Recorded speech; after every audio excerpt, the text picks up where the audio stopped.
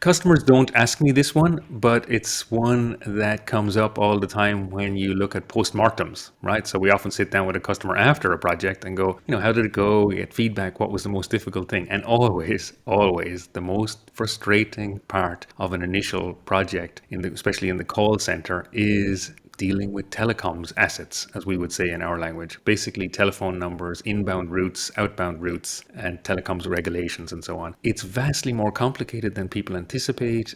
People who run contact centers for a long time will know this, and so they will often come to us with the questions initially, how do we deal with it?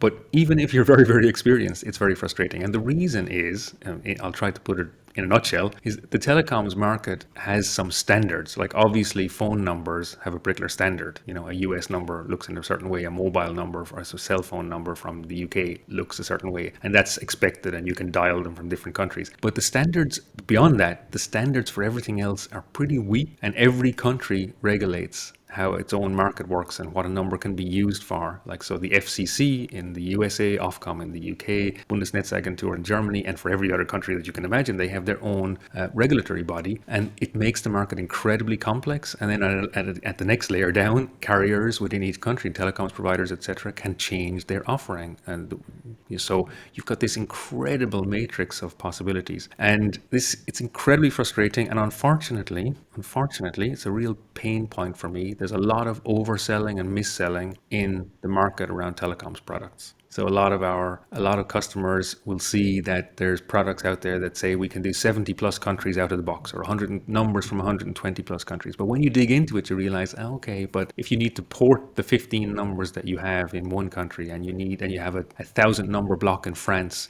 and you want to use it and still use it in your new account, that just brings a whole pile of problems that are not solved by these simplified cloud platforms. And so our approach is completely different. We essentially have a worldwide multi-carrier network, over 300 carriers, and we have a marketplace approach. So we essentially make the promise to you is whatever is available and is allowed from a regulatory point of view and is available from a telecoms carrier in the world, you can book and use on the platform. And whatever the best deal in the world is, we'll provide it for you. Now, we'll provide options, because one deal might be really good from a monetary point of view, but it might be very poor from a maintenance or quality point of view. And so we just offer it to you. So it's kind of like a best price and best of breed promise. And then we have a whole team who only do number management and provider management worldwide, who assist you to make sure that you can, as much as is possible, remove the frustrations from managing the telecoms assets. But we can't take away all frustrations, and the reason why it's frustrating is because what I mentioned earlier, and that you have no control over it. So if you start a porting process and it takes 6 weeks, then it takes 6 weeks. If it takes 2 weeks, it takes 2 weeks. But neither you nor we have full control over that, because a carrier or another body is involved. But we try and manage it and take away all of those pain points from you, because we already have the expertise and the administrative capability to do that on your behalf.